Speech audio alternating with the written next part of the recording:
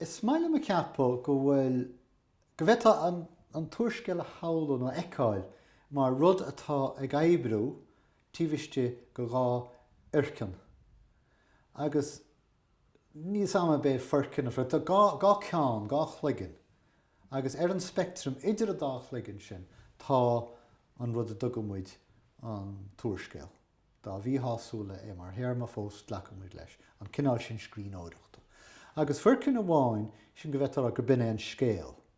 Now, an seo tá mé tarint cuidhá ar an tuiscint chuireach an cinn sa rúis aber na fuairmúlacha rúiseacha faoin ní sam cén chuig gceart leis an rán sújeit agus an fabula.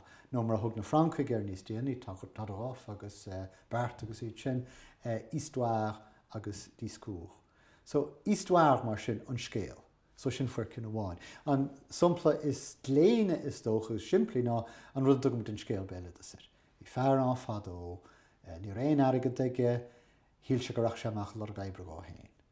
Thua sé amach ó héin is ní ra sé mírádan ar casú fear. Bhín fear se léasta néad dómhó ó bhathais go bom. Etc. So cad a hálann sin, cadúirt an fear, dimar sí clifa cártaí, cé rún clifa cártaí, céir dé an na gas a chuidú ar a bhar seo, etc. Gus leim sé raibh achtra go heachtra go heachtra. Agus sin cinál forcin amháin. Achtraíocht scéal I gás rud tá tú léamh, tá tú casna le, céir a hálann sin, céir a hálann sin, céir a hálann sin. So sin forcin amháin. An forcin eile a chuirim a gás, tá sé bunaí nó dírí I dro deascríomh, chuirsíos. An sumpla is léanaí dó sin béidir rob gué agus na thuairiscéalta seo tu goin an Nouveau Roman. Mion chuirsíos bhí bosca ar a matal, bhí na tuisí seo an, bhí dá bhí igocht éige na baint leis an ábhar as a ro sé déanta, etc. Mion chuirsíos ar feith trí leanach san rud cinnt ar bosca atá na hí ar a matal. Sin chuirsíos ar a matal.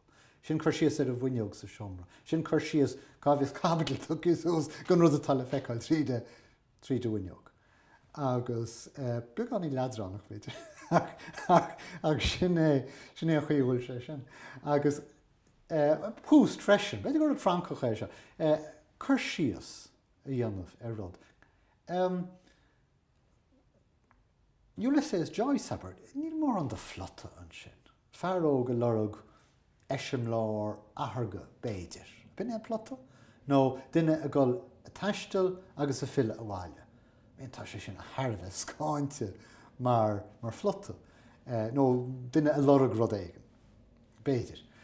An rud is mó an fága daín Ulysses ling ná an chuirsíos, an bailach an éiríonn leis 6 áirid síl a chur in our láthir más mar. An cinál nuaimseachas seo.